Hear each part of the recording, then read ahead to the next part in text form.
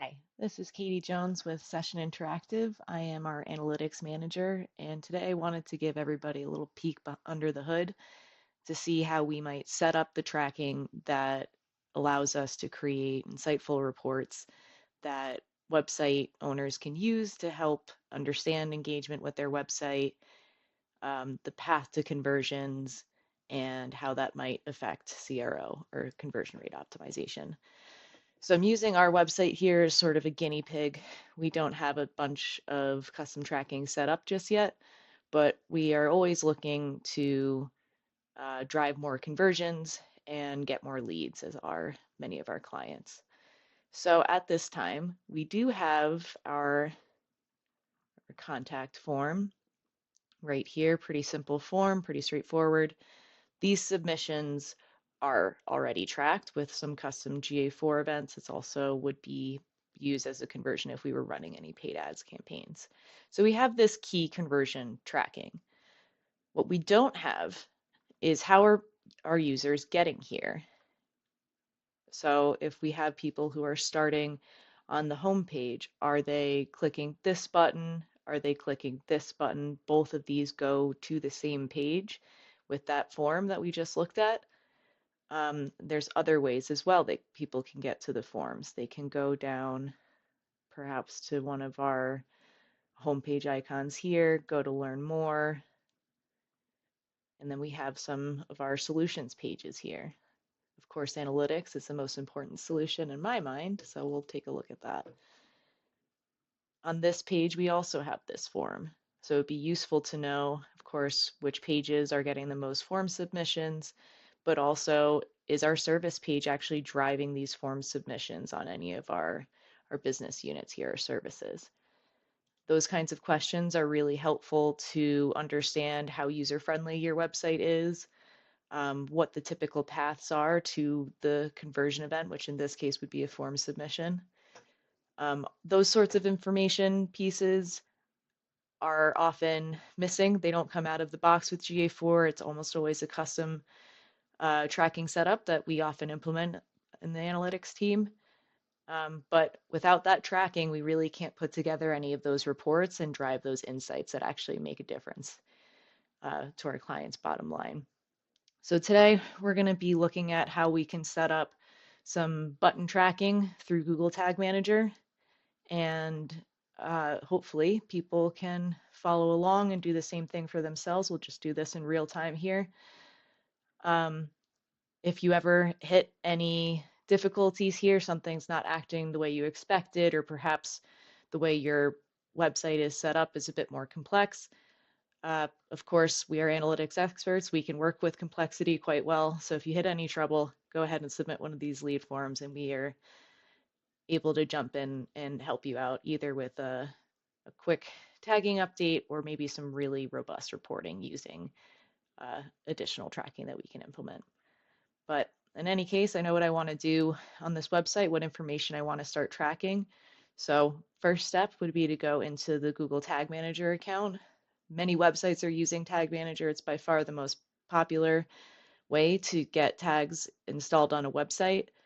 There's other ways to do it as well. You could do hard coding. It could be implemented through a different tagging solution, such as Telium.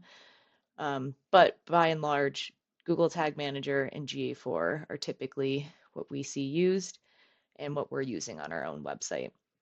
So anytime that you want to make some changes in Tag Manager, especially if you're not sure that you're going to make the change and publish that day, you're going to want to create a workspace. It just keeps your changes isolated and in its own place where you can uh, mess around with things, test things, and make changes without impacting the production site. If you were only using the default workspace, it's very possible that someone else could come in and make a change or otherwise publish something that you were not ready to publish. Additionally, creating a workspace from the beginning labels that workspace, which is always good practice because we want to have in our version history good labels of everything that's been changed so that if we are investigating some sort of data anomaly or if something broke, we can more easily scan through that version history and tell what might have happened. So just a good practice to create your own workspace. So in this case here, we will say that this workspace is for GA4. It's pretty much CTA tracking is what we'll do, call to action tracking. We can always update this later. So we'll say that we're looking to adding GA4 events for clicks on buttons that lead to the hire us form. It's always good to add a little bit of description here. It's not always clear what the intent of the workspace changes were just by looking at what those changes are. Again, just really good practice to document what you're doing, label things. It just makes your life a lot easier in the future. So we'll hit save there. And then one thing I know I'm going to need is I'm going to need things like click text or click element and things like that for me to be able to track this button. So the first thing we'll check is in the variables section here. So we only have a few of the built-in variables actually enabled. This might be the case for your Google Tag Manager as well, especially if you haven't done a bunch of custom tracking so far. So this part's really easy. We'll just go into configure. Then we can add things like the host name, or that's the kind of the domain that comes up a lot.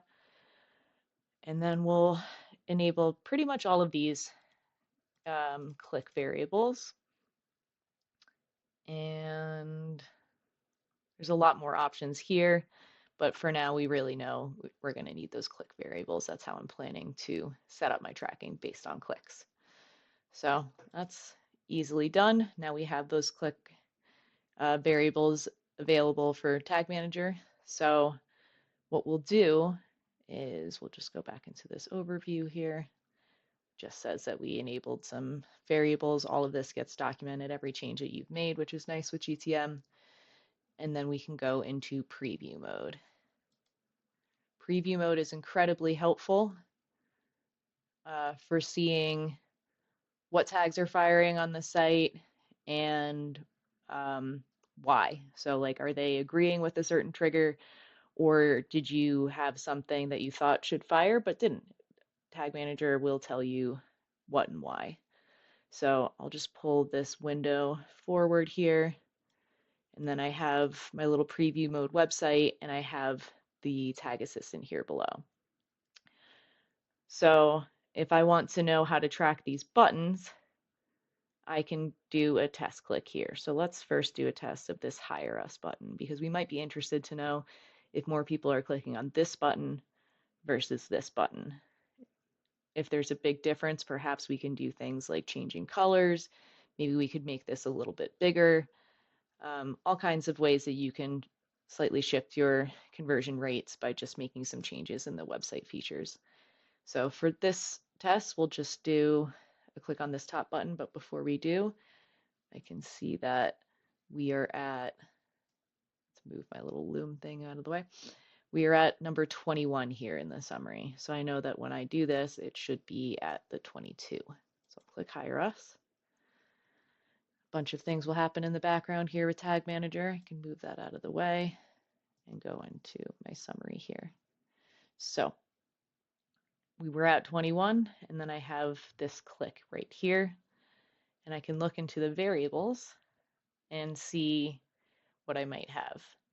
So in this case, all of my click variables are coming back undefined, so I won't really be able to use any of that for my tracking. But I also see here, might have another option. Let's look at link click.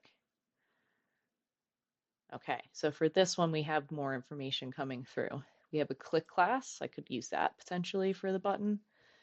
Click element, that gets a little bit complicated. I would generally skip that if you are new to analytics. But one thing I see here, or two things that could be useful, is one, we have the click text of Hire Us. That we could use for tracking the button.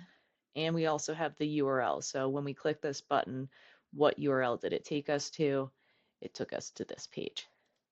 I also know that the current page that we're on is the slash, which is the same as the home page. It just means there's nothing else after the domain, because it's just the path here instead of the whole URL. So I have information here that I can use to set up a tag in GTM.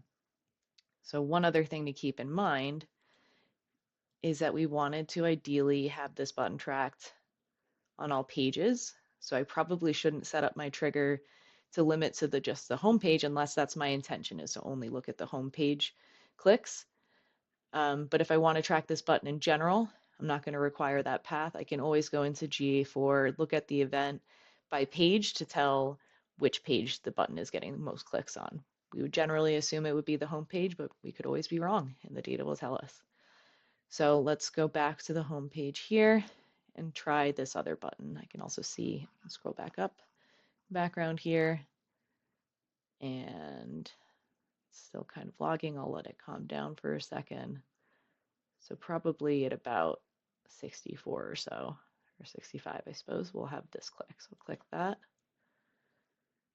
go back into preview here, and same thing for that button. I'm not getting it in this capture and click event, but I should have it in link click. Link click will be a more standard one for you to look for. This STG one is a bit of a custom setup that we have on the website. So in this case, I have a click text of book a consultation now, but I have that same click URL.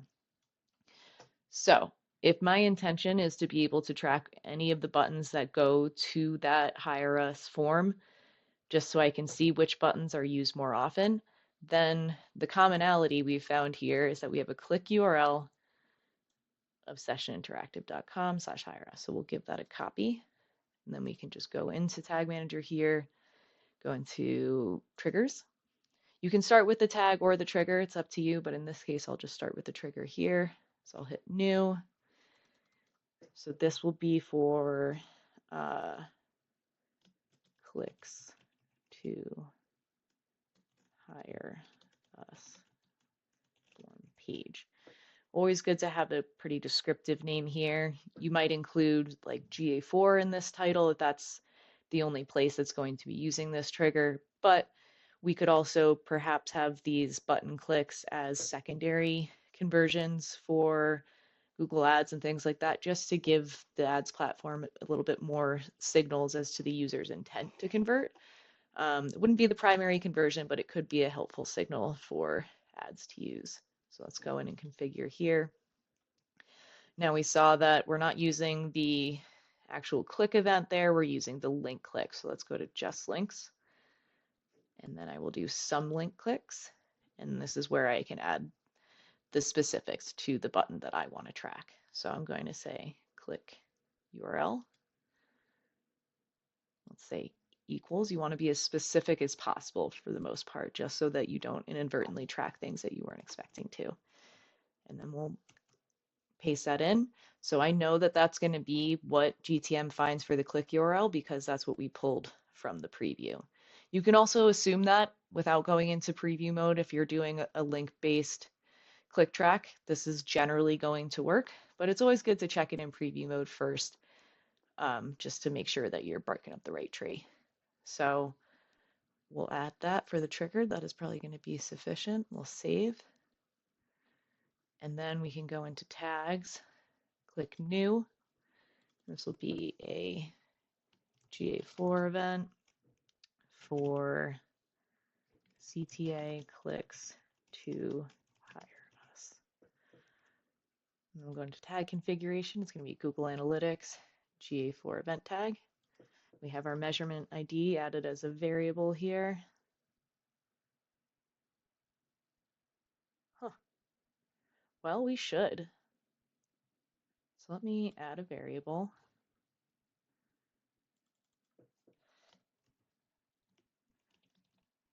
Let's go ahead and add that.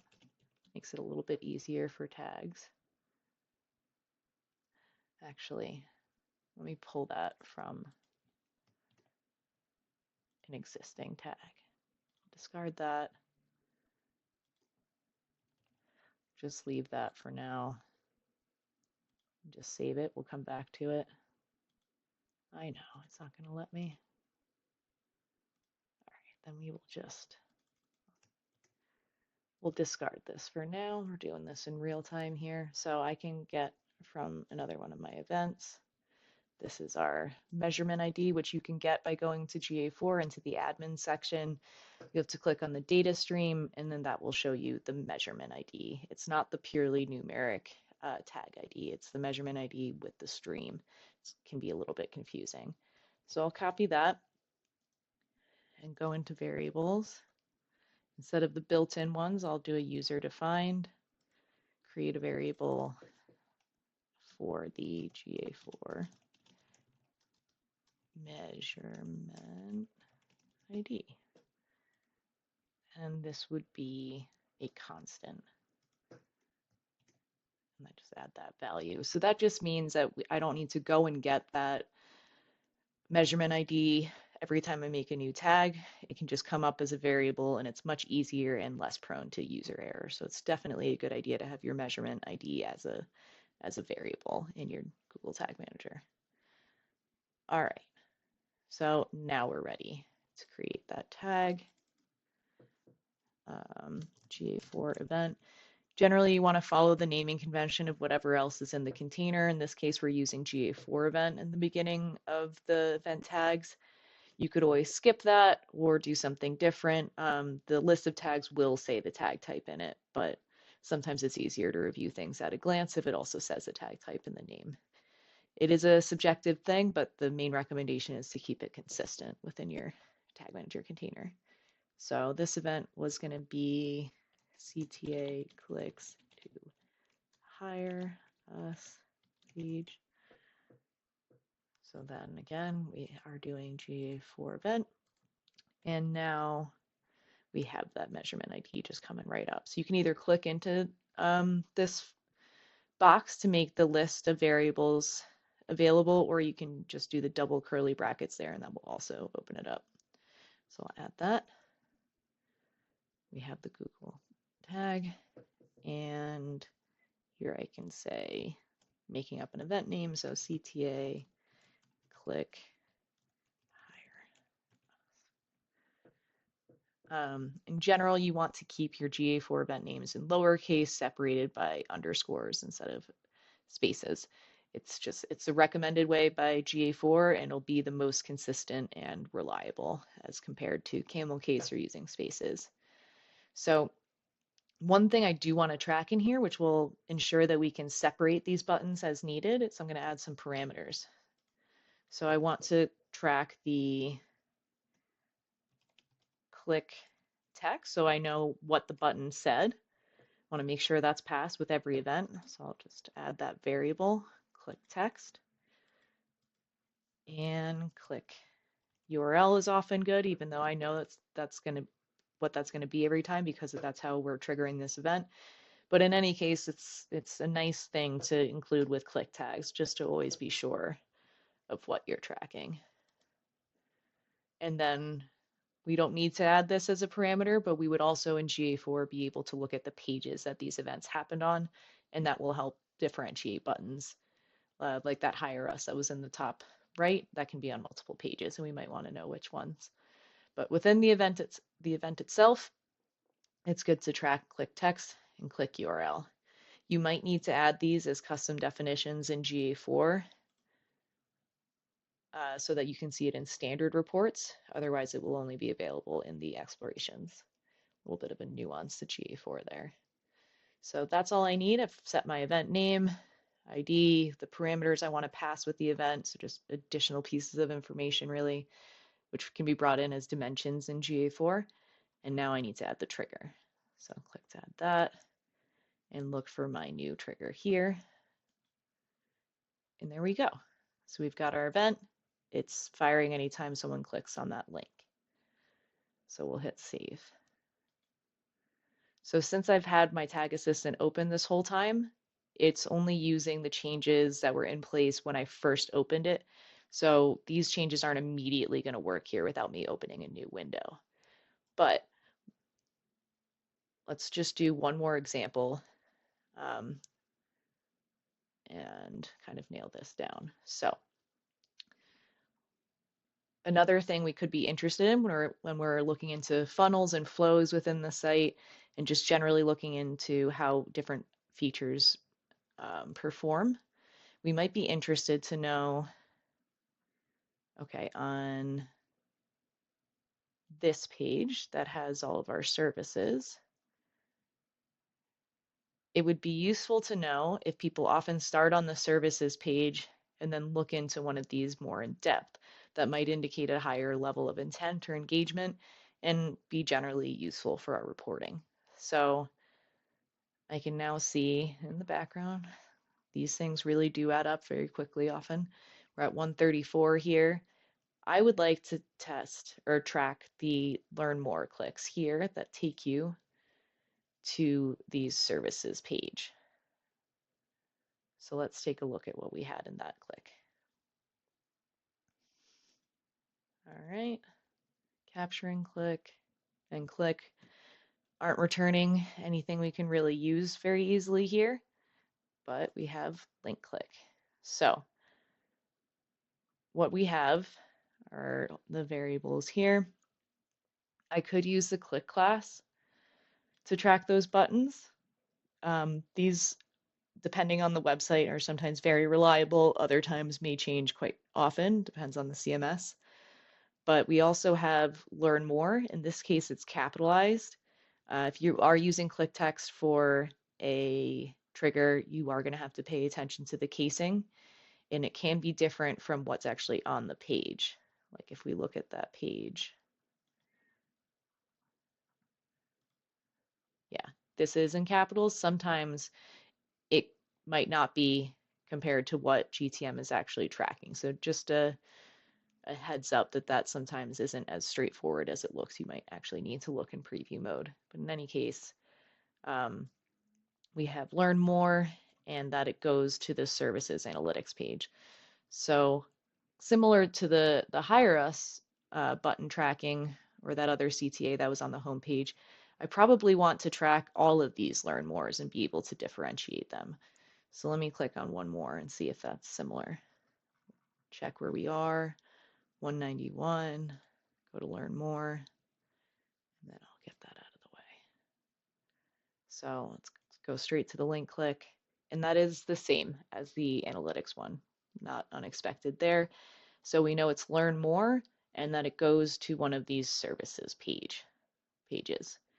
So this might also be helpful in tracking the flow and what informational pages are most useful in driving those form submissions. It can give us good insights into which services are most sought after, which people are most confused about, perhaps. Maybe they're reading the content more rather than glazing over it because they're familiar with the concepts already. Lots of insights can be drawn just by understanding how users are interacting with a given feature. So let's go back into Tag Manager and add one more event here. I'll show you a different method. We can start with creating the tag. So now I'm going to do GA4 event, keep it consistent, and we'll do click to learn more services. Generally, the more descriptive, the better without having an insanely long name there. So again, it's a GA4 event. Add my measurement ID. And this can be learn more services, click. And again, I want to add those parameters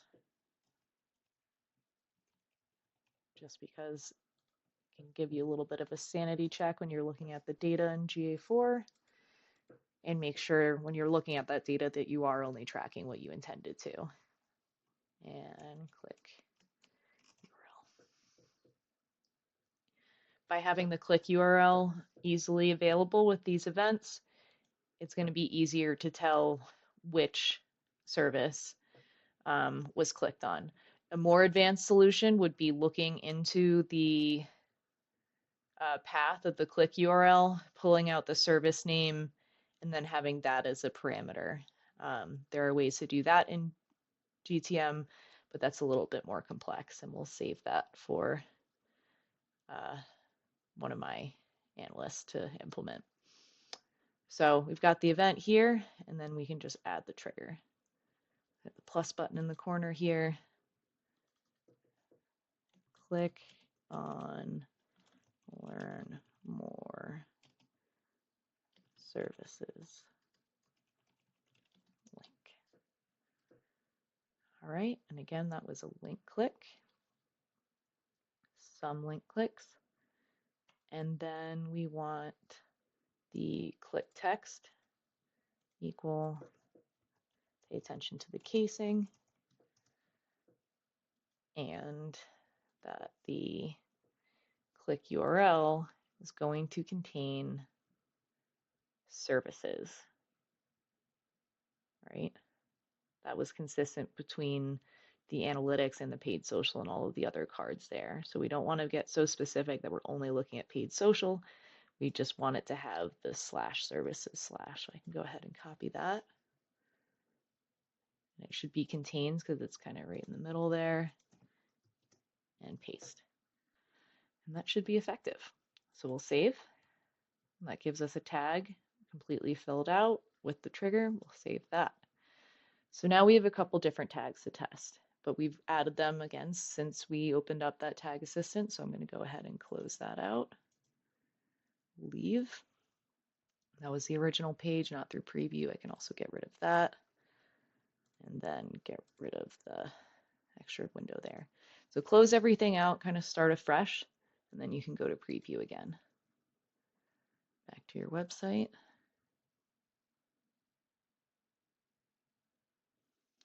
All right, so I'll pull that out of the way here. Expand it a bit. All right, so we should get a GA4 event for this click. Let's see. So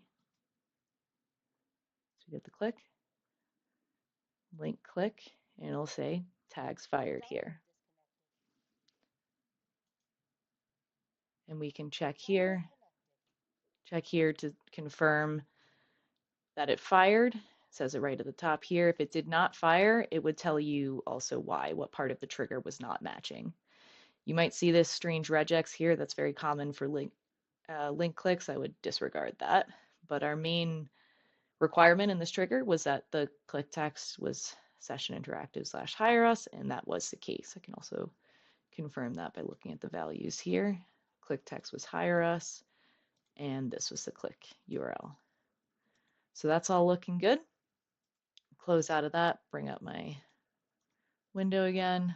Let's try a hire us up here, different page. Just want to double check that, and it fired again. Great. So now let's check back on that home page, and let's check on, scroll up, book a consultation now. All right, go back, link click, there it is again, and we have book a consultation now as the click text. So that event is working, we've tested it, and we can now test the services links. So let's go back to services page, which we also could have gone to from up there.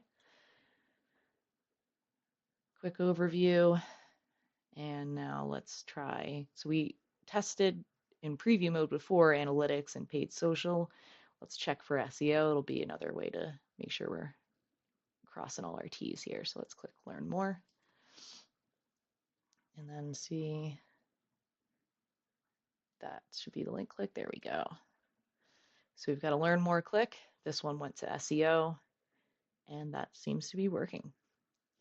So it would be good practice to test more of these, but I'm quite confident in my setup here. So now that I've seen the events fire, they're passing the right parameters. I'm happy with my setup here. It's unlikely to track something I don't want it to track in this scenario. So I'm happy. I'm going to close out of preview mode and close. I can take a look at my overview here. So we enabled some variables, set up 2 tags and 2 triggers. Sounds about right. So when I first set this up, I was thinking about the hire us form. That's not the only thing we did here. And so let's add to this. And clicks to learn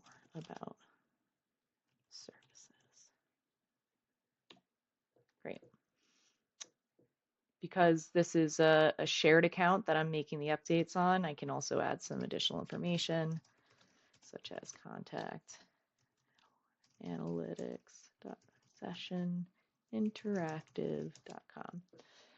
In general, we definitely encourage people to use individual accounts when making changes in GTM. Just makes it a little bit easier to track down people and understand why certain decisions were made. In this case, I'm just using our shared account for this quick update, but it's good to leave some sort of paper trail here. So I'll hit save. And then because we've tested, we're happy with it, we can go ahead and submit and publish. So this sends our changes to production immediately. So we should see what we want to see from the website starting from now. All right, and then we get this little version confirmation here. And the next step that we would take would be to go into GA4 after a couple days, at least when we've collected some of this data. And we can then do a report to say what the engagement rate was with any of these buttons and otherwise draw out some interesting insights. So if this was helpful, or if you have any questions, or if maybe your setup's a little more complex than what I showed here, go ahead and drop us a line. We're here to help at Session Interactive. Thanks.